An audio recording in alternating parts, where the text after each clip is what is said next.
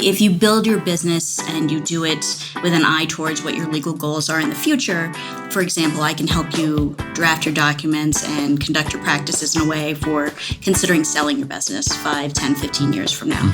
We're not just worried about, government oversight and, possibly getting EEOC claims against us. We're really thinking about what's your vision? What do you want to do? There are always legal requirements to that, and I can help you, realize those goals in a way that's going to be much more effective than getting 15 years into it and then realizing we have all this cleanup to do. Are you starting a new business? Creating a partnership? Taking on employees? Expanding operations? Are you buying a business? Selling a business? Wanting to franchise? Are you surrounding yourself with the right people? Do you even know the right questions to ask? Are you getting the answers you need to protect you, your business, and your family? Today's guest is a Minnesota girl who grew up to be a business attorney. She's traveled the world and she now serves clients in Seattle and Minnesota. Get all of your questions answered today with business law attorney Mary Ellen Reihsen with DBS Law. My name's Travis Sims, and I am the founder and CEO of AGC Accelerated Global Connections. And this is the AGC Experience. Have you ever wondered if Facebook and Instagram ads could work for your business? Did you know that these are the most cost-effective advertising on and off the internet today? That is, if you know what you are doing.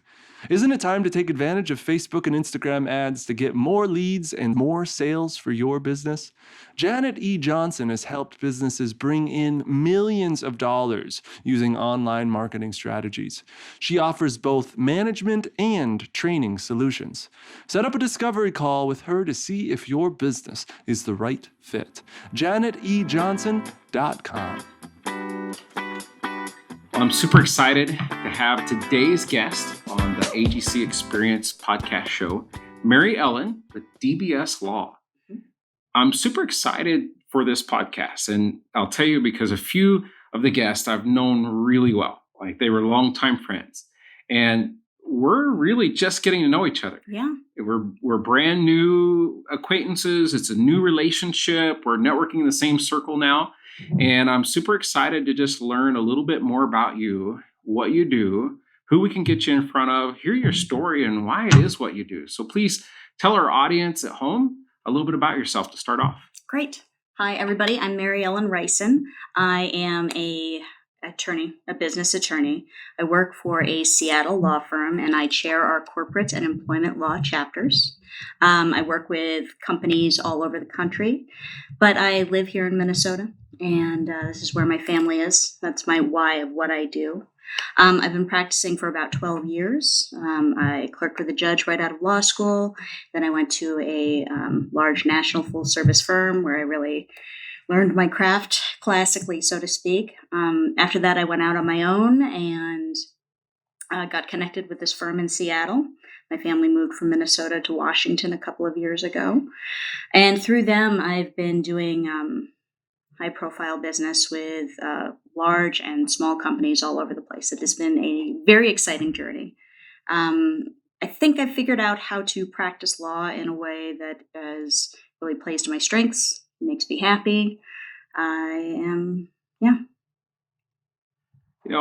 curious. You're saying you're working with a Seattle law firm, but you're living here around the Twin Cities market.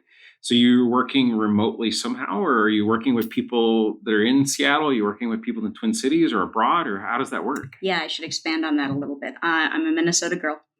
So I had my license here and had a significant client base in Minnesota. Okay. And then for love, my husband's job moved to Washington. And so I got my license out there. We moved to Washington. I connected with a firm out there, and I started building up a significant client base out there as well.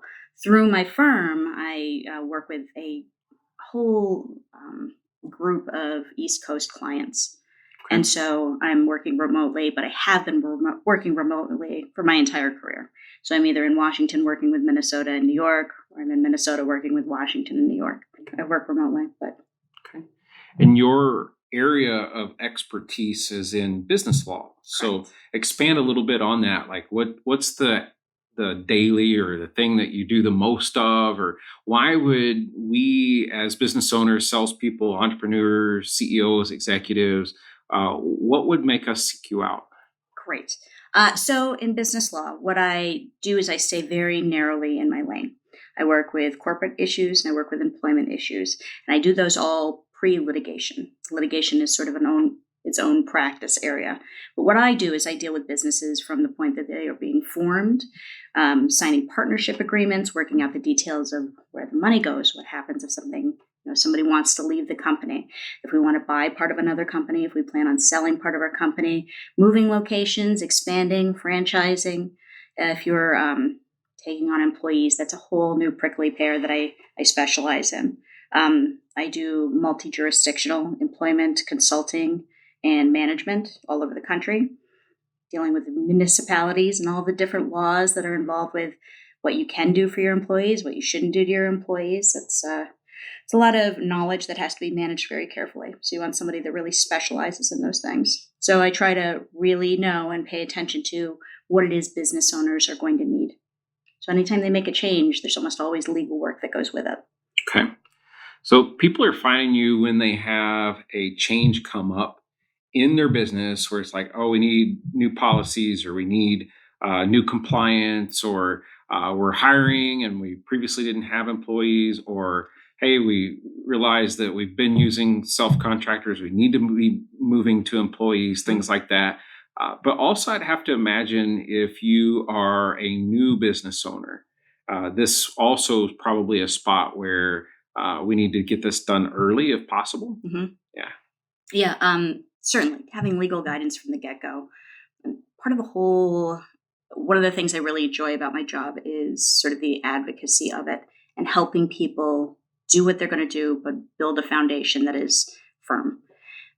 Frequently, new business owners will, they're going to do whatever it is they're doing, and they do that so well that there isn't time to learn about or do the legal aspects appropriately. So you get 5 years down the line and you find you're losing sleep because you're aware of something that you never paid attention to until now. So what I do from the beginning, if I'm lucky enough to work with somebody, is I help them make sure that they're checking all the boxes, they're filling out all the forms, they're complying with all the laws to build their foundation soundly. I also certainly work with clients that are getting to that 5-year point when they realize there are some, holes in the dam, so to speak, and we address them. There are business ways to go about pretty much curing any weak spots you have in how you practice your business. Yeah, I've always thought of when doing attorney work, CPA work, things that like us with those entrepreneurial spirits. Like we're focused on the day-to-day operations of the business, usually in the fun of why we want to do what we do, right? And having someone in the back pocket that's making sure that all the details are taken care of. I'm not a details person, but I continually surround myself with people that do pay attention to the details because I'm going to miss those things and it's going to come back and bite me later. And you might be thinking right now, well, wouldn't that be expensive to start with these things right off the bat? But, I would argue that it's probably more expensive later if you failed to do it than it is to do it from the very beginning. It certainly can be. And, obviously I have an interest in people paying attention to their contracts from day one. If, there are audits and there are fines and things to be concerned about, but you'll just say if you build your business and you do it with an eye towards what your legal goals are in the future. For example, I can help you draft your documents and conduct your practices in a way for considering selling your business 5, 10, 15 years from now.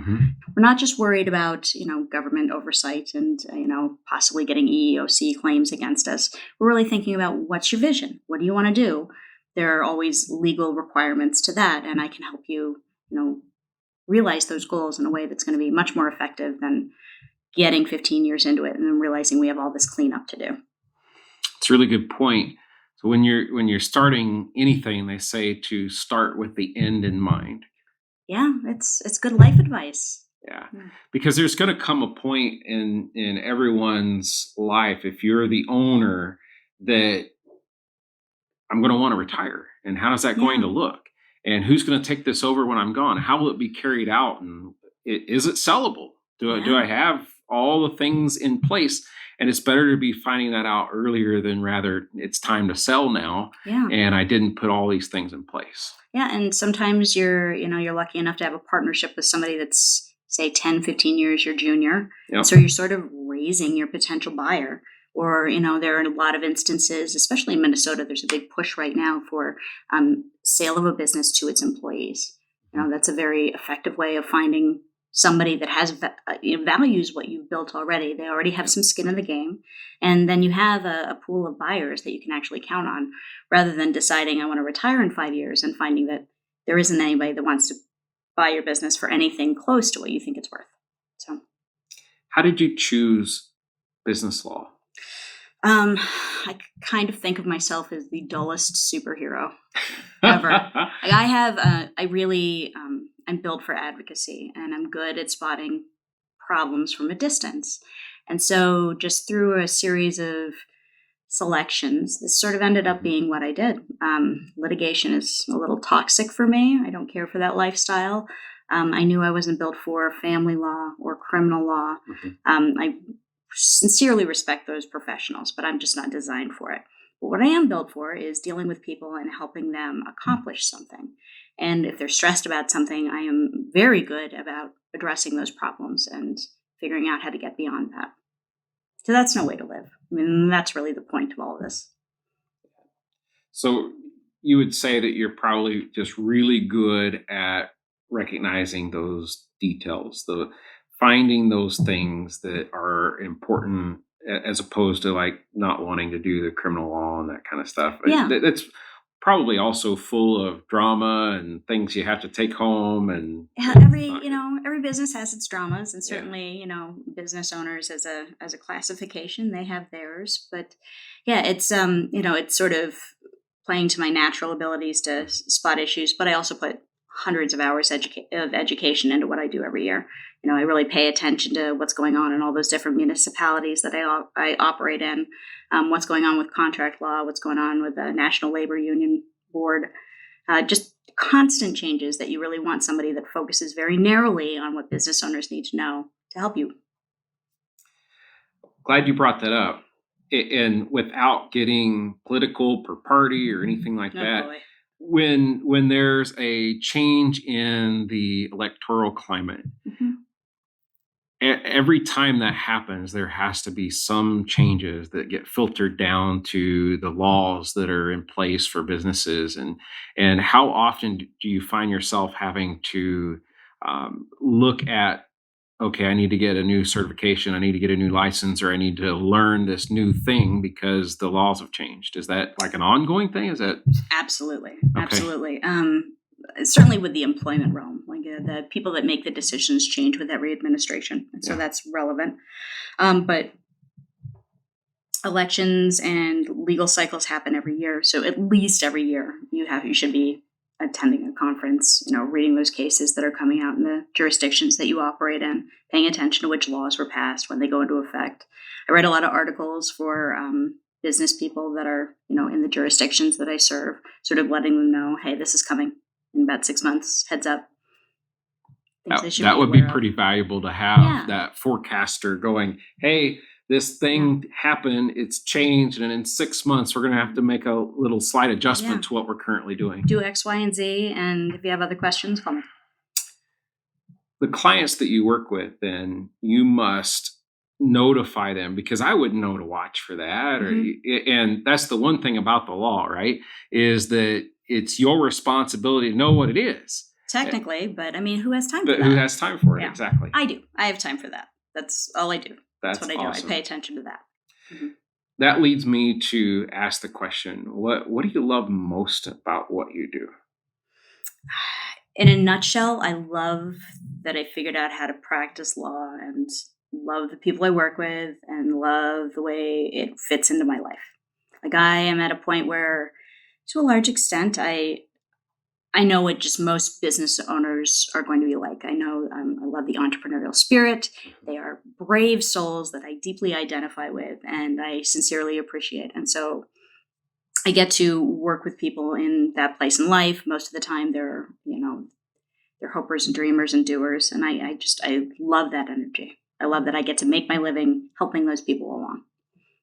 Without sharing names and specifics, is there any client or project that comes to mind that might have been unique or different? I mean, you probably hear a lot of business ideas that maybe it's at the idea standpoint, but it's not yet, a formed business or in the process of forming it. I'm just curious, what's a unique thing that's came across your desk? Certainly for ethical reasons, not naming names Sure. or being specific at all, but I have very big projects underway, out of this state that are working on addressing sort of the vacuum that published news is providing, finding new ways to disseminate information to everybody. So that's very exciting.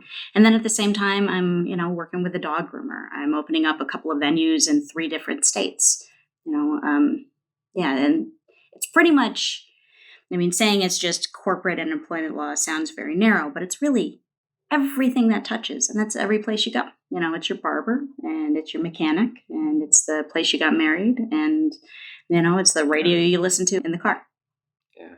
There's really an endless amount of businesses that we see and are involved in every day. I mean, I think about how many businesses do you pass on your way to work or wherever you're going? How many do you come across on the internet while you're searching for something? I mean, it's just unreal, which is awesome because there's corporate America, but then the long line of small business owners, salespeople, entrepreneurs is huge. And as someone who went through the recession, it really is these people like me, people like you that have kept the economy where it's at or got it back from where it's at. Even small business, I would say, is the largest employer in the country. It absolutely is. Historically always has been. Those micro businesses create more jobs, I think, collectively than any other business grouping in the United States. They're vitally important to the economy, and I'm pleased to work with them. Yeah. You talk about the recession, and the economy's cyclical, and business owners know that, and there are going to be up years and there are going to be down years. So I think another advantage of working with somebody with legal know-how, but as somebody with a little bit of perspective that knows that, every decision we're making, let's look at what that looks like in 5 years if the economy's down. What do we have sort of bolstering our operations in other areas?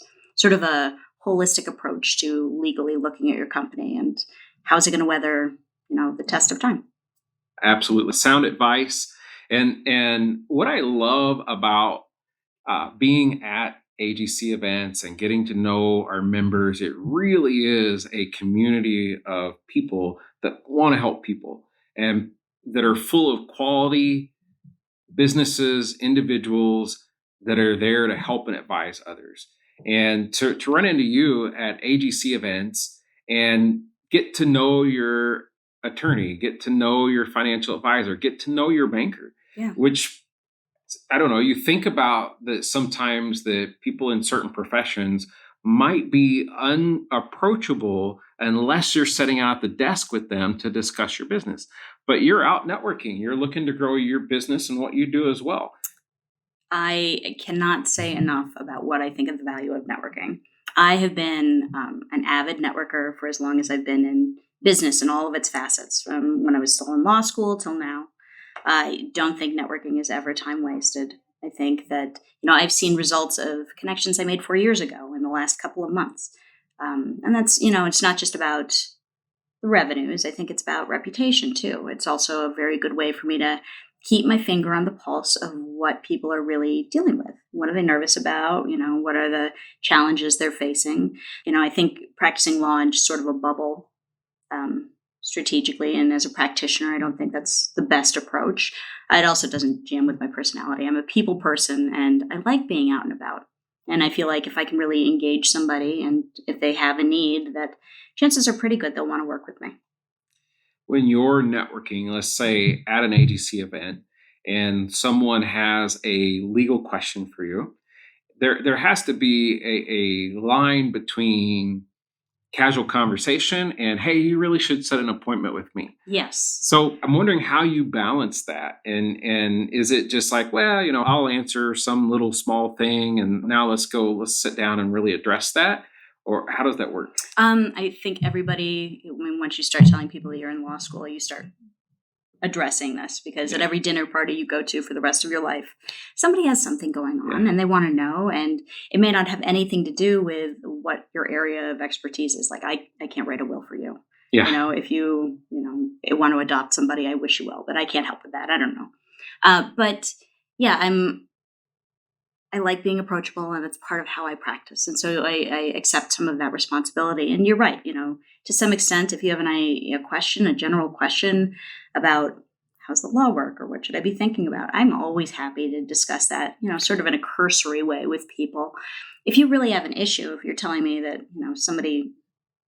one of your employees, hurt their back at work, let's talk. Let's have a more in-depth conversation. Let's engage in a relationship, and then let's really talk about what to do and how to get out in front of any issues you might be looking at.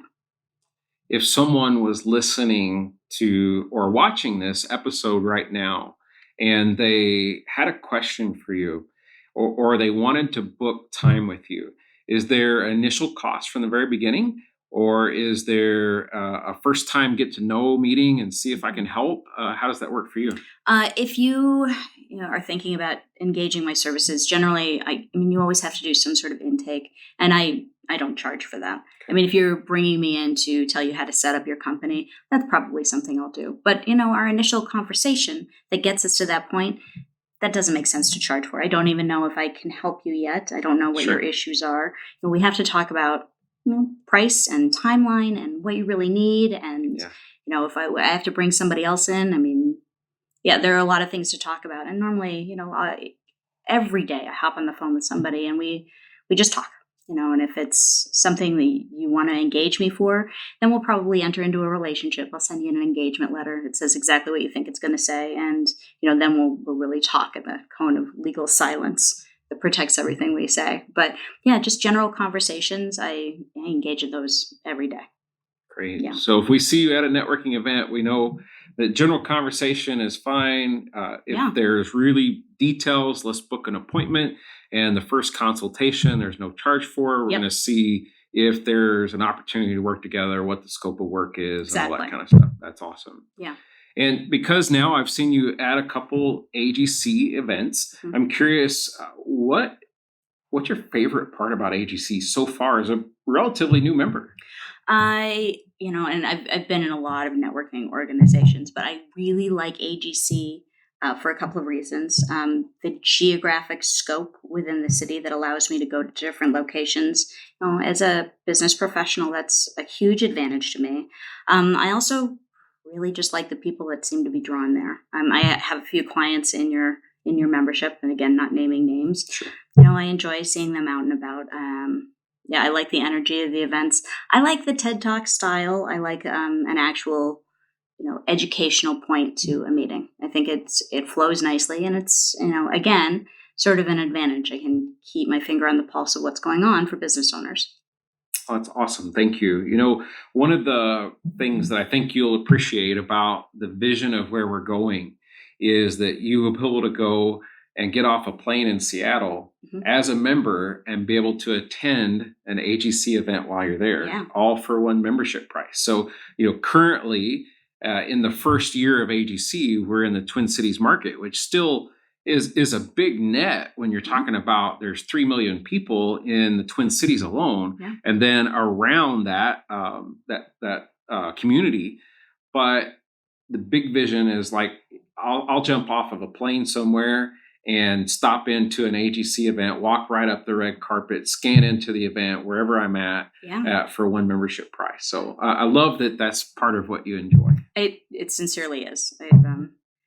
Years ago, I was involved in an international organization, and I visited their chapter in Istanbul and in Munich, and I love that. I love that far-reaching geographic net, especially if your services apply in that area. That's business-wise, that's just smart. That's just good marketing. Excellent. And if we're enjoying this episode and I'm an AGC member and I'm in the Twin Cities, what event am I most likely to find you at? Because there's 6 to choose from, but you probably have your favorite. Definitely Woodbury. My family moved back to Minnesota about a year ago, and we settled on the east side. And so, I've got clients all over. I do enjoy the personal interaction. So I'm really working on building up my personal business connections in sort of the eastern area. So you'll almost always see me at Woodbury, but going into Minneapolis or other locations is certainly, your chances of seeing me there is also pretty high. Awesome. Glad to hear it. And speaking of which, if you're watching or you're listening at home and you're like, you know what, she works in Seattle, she works in the Twin Cities, is there other states that you're licensed to work in, or are those the 2, or how does that work? Licensed in Washington, Minnesota, Oregon, and New York. And so I work there. But if you have client connections in those states and they do business in other states, I've got reasonable contacts to be dealing all over the country. And so that's what I do. I have a lot of clients like in DC and in Texas and in Nevada, just because we deal with some basic contracting issues and they have, contacts in the states that I'm licensed in. So yeah, if you're working outside of the states that I specifically mentioned, reach out. We'll talk about it and we'll see if there's a way I can help you. Otherwise, I also network very well with other attorneys. I like very much to hand people off to referral sources that I trust. So if you need services that don't mesh with what I have to offer, I will do my very best to get you into good hands. Excellent. That's great to know. So you can help a lot of people in a lot of places. And if for some reason it's just not the right fit, you will find the referral for them and get them to someone that can help them. Yeah, I'll do my best. Excellent. And where do we find you? How do we find you? If I'm like, oh my gosh, Mary Ellen is the one. She's like the one I want to work with. I loved what I heard. And how do we find you? My law firm's website is lawdbs.com. So you can always find a link to me there. But I, make a point of being out in social media. I have a very strong presence on LinkedIn and on Facebook. So please feel free to reach out to me there. My last name is Reihsen, like the poison. So you'll never have to ask again, but it's spelled Reihsen. It's the only hiccup for people finding me. It's, the last name I married into is a little counterintuitive. So there's that mystery H that nobody ever thinks of. That's funny. Well, what I can say about getting to know you just at the events, and previously we met doing networking and then carried into AGC, and now through this podcast, is that not every, and I don't mean this in a bad way, but not every attorney you meet has that personality that you have. You're approachable, nice. You're fun, you smile, you engage people well. I mean, you're a good conversationalist, which makes it easy for me to have this conversation with you. Yeah. And I think because we want to do business with people that we know, that we like, that we trust, and I think that gets you to that curve a little bit faster. I hope so. And, I know it takes a little time to get to know somebody, especially if you're trusting them with, anything to do with your business. But yeah, I do everything I can to foster that trust and, let you know that I will take very good care of you and your business if I have the opportunity. Yeah. And, not for nothing. You're a big reason that I joined AGC. You and I encountered each other networking before, and I just think what you're building here is beautiful. And so I applaud you, and I hope it grows like gangbusters. Oh, thank you. I look forward to growing it together. Yeah. It's going to be awesome. Mm-hmm. And again, if you're interested in meeting Mary Ellen at DBS Law, if you like this podcast, please check out her website. Mm-hmm. Find her at AGC events. The Woodbury events are favorite. And find her all over the metro. And you might even find her in Washington whenever we launch in that market. So, yeah. Awesome. Well, thank you so much, Mary Ellen. I appreciate you being here. So much fun to have you. To our audience at home, thank you for listening. Thank you for watching. Please share our AGC experience with others that you might find that would love to know more about Mary Ellen or love to know more about AGC. We have great guests all the time on the AGC experience.